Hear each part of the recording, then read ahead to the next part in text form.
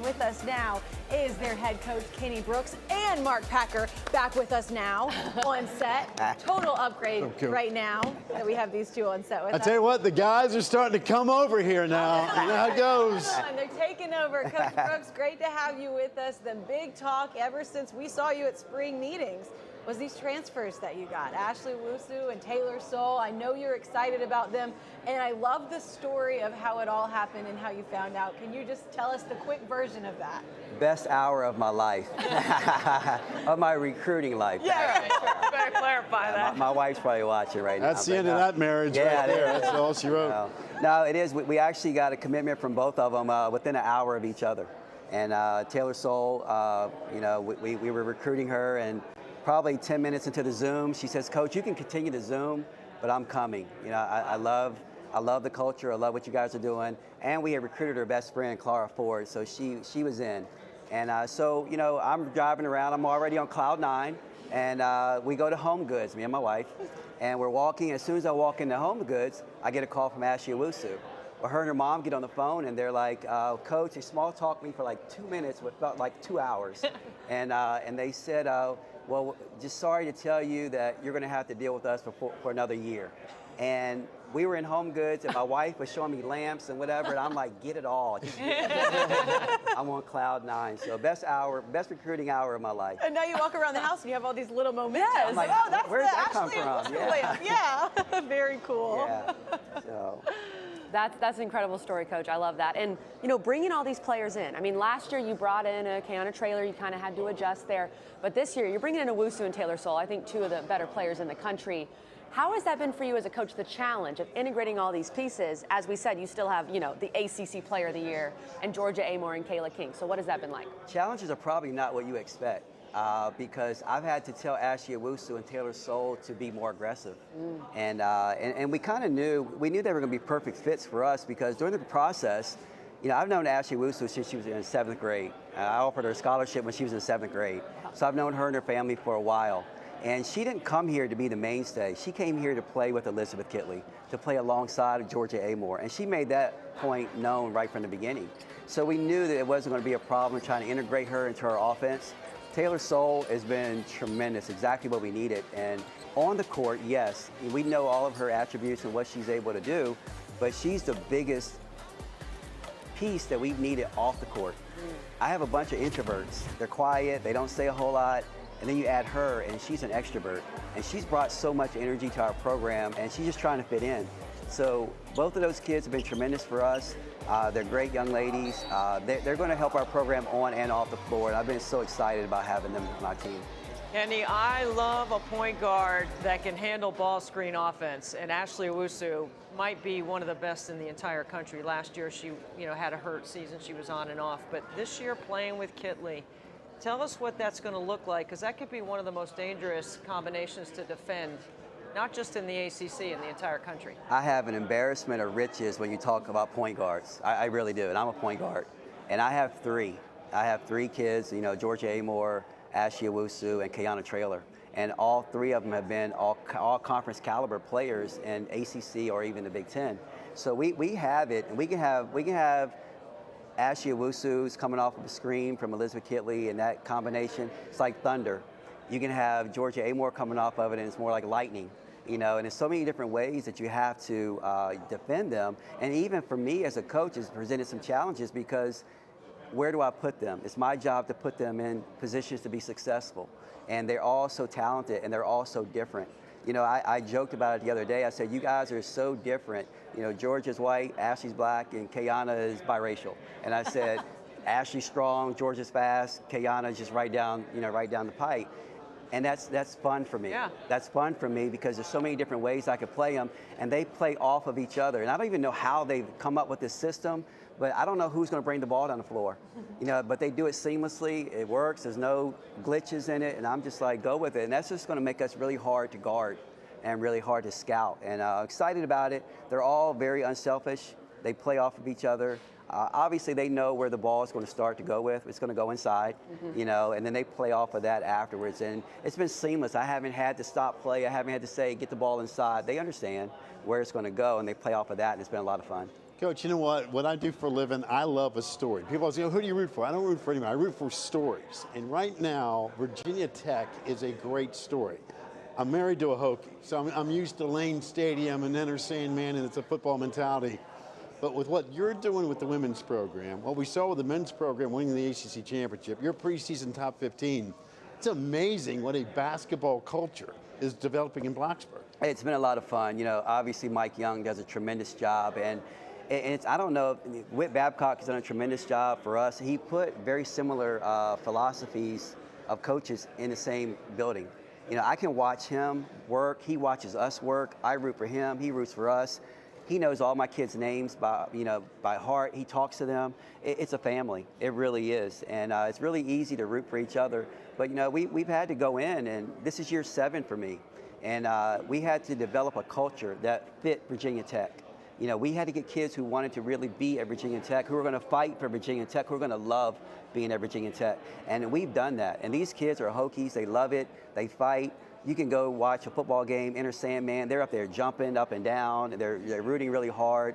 And it's really translated over into the court and our success. And we had to make a decision early on in my career, what kind of kids do we want for our system?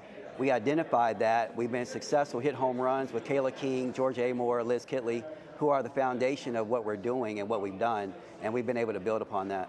Kenny, tacking on to that story is dealing with expectations. Player of the year, your pick. You guys have been underdogs. Kitley's been somewhat of an underdog. Now you've got a target. How is Kitley handling that? How are you handling it? Well, you know, Whit Babcock, our athletic director, he talks about, you know, Virginia Tech being a challenger brand and transitioning to a championship brand. And we have been challengers for a very long time. We've been challengers, we've been chasing, it's been easy when you don't have some of the pressures on you. But inside the building, we have pressure on ourselves. We have expectations on ourselves. We know who we are, we know who we've been, and we know we just come up a little bit short. So every day, we're gonna challenge our kids to know that you have to understand, you're playing in the ACC. It's the best women's basketball conference in the country, in my opinion. It doesn't matter who you're playing. Doesn't matter where you're playing them, doesn't matter when you're playing them. You got to bring your A game because things can happen, and that could be the reason that you're right on the outside of not hosting. And so those are things that we really lock in and focus on.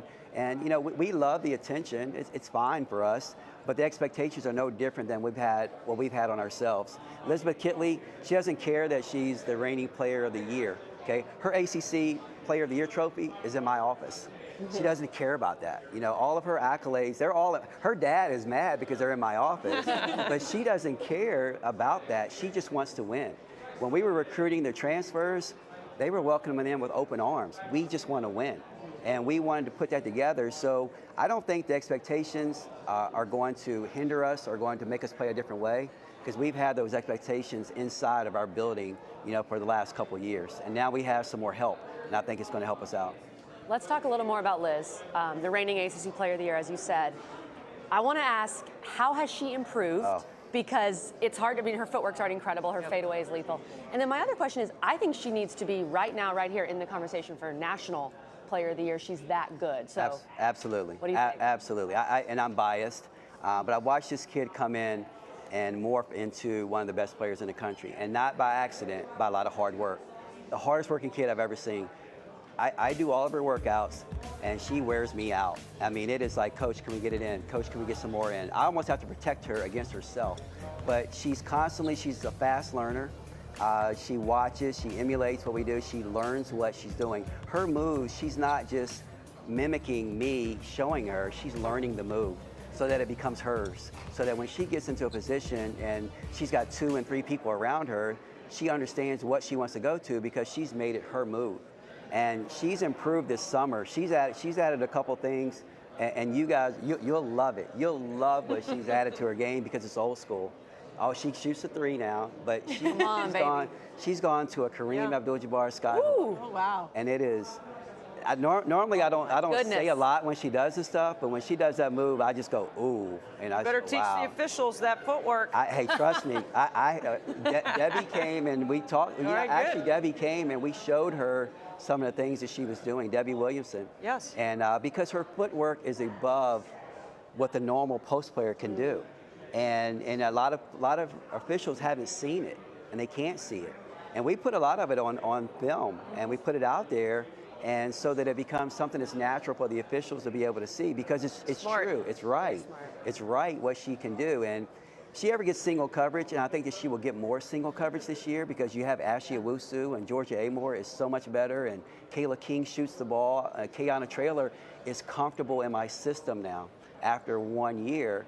And if she gets single coverage, I just think that it's going to be very hard to guard. Yeah. Coach, the video that we watch, I haven't seen you stop her yet. I mean, you're talking about, well, she's wearing me out. Yeah, I can tell. At this rate, she's going to score. Wasn't known for his defense. I never was known for my defense. I was thinking the same thing, Pat, because he's like, she makes this move, and I'm like, ooh, but when she makes it on you, you're like, oh, yeah. man. Like, no, I'm sensing there's got to be some sense of pride. Hey. Come on, this woman's wearing me out down low, man. Come on, you're going to put a stop on this.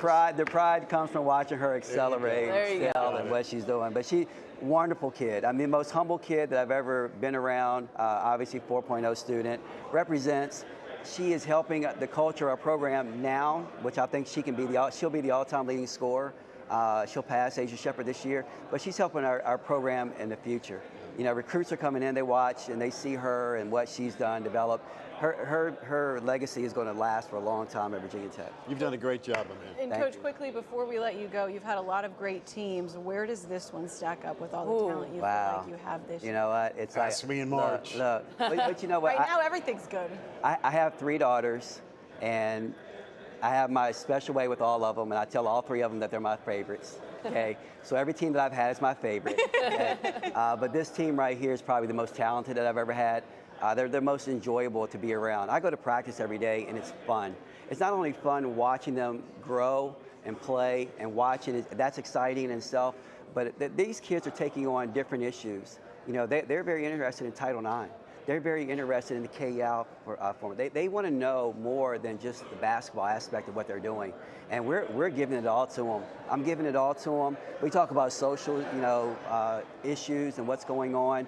They're very inquisitive, and it makes my job fun, because as a mentor, yes, I need to teach Elizabeth Kitley the fadeaway. I need to teach Georgia Amore how to run run a team, but I need to teach them how to become leaders of tomorrow, because everything is in their favor. Everything is for women right now to take advantage of opportunities that are presented to them, and I'm trying to give them the blueprint to take over the world. And they're fun, they're taking it over. They're so much fun to be around on and off the court. I tell you when we're going to know how good this team is.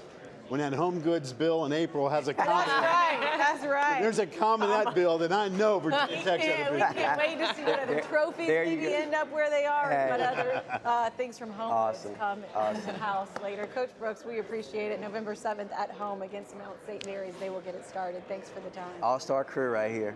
We appreciate you.